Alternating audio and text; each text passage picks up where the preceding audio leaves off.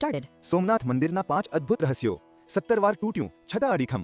ભારતની ધરતી પર એક એવું મંદિર છે જે 17 વાર તૂટ્યું પણ આજે પણ ગર્વથી ઊભું છે. હા, આજે સોમનાથ મહાદેવ.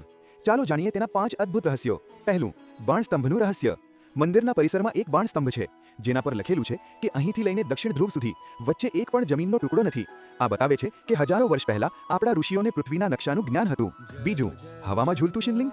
કહેવાય છે કે જૂના મંદિરનો શિવલિંગ જમીનને અડ્યા વગર હવામાં સ્થિર હતો. વૈજ્ઞાનિકો માને છે કે મંદિરના સ્તંભોમાં રહેલા શક્તિશાળી ચુંબકો તેને સંતુલિત રાખતા હતા. આસ્થા અને વિજ્ઞાનનો અદ્ભુત સંગમ. ત્રીજું, પ્રથમ જ્યોતિર્લિંગ. ભારતમાં ભગવાન શિવના 12 જ્યોતિર્લિંગ છે અને તેમાં પ્રથમ ગણાય છે સોમનાથ. સૌરાષ્ટ્રે સોમનાથમ. આ પૃથ્વી પરનું શિવજીનું પહેલું ધામ માનવામાં આવે છે. ચોથું, સોનાનો ભંડાર.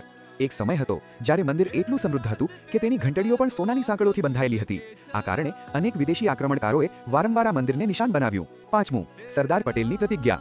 આઝાદી પછી મંદિર ખંડિત હાલતમાં હતું પણ ભારતના લોખંડી પુરુષ સરદાર વલ્લભભાઈ પટેલે દરિયા કિનારે જ પ્રતિજ્ઞા લીધી. સોમનાથનું પુનર્નિર્માણ થશે અને આજે જે ભવ્ય મંદિર આપણે જોઈએ છીએ તે તેમની ઈચ્છાશક્તિનું પરિણામ છે. સોમનાથ માત્ર મંદિર નથી, તે છે ભારતની આસ્થા, શક્તિ અને અડીખમ વિશ્વાસનું પ્રતીક.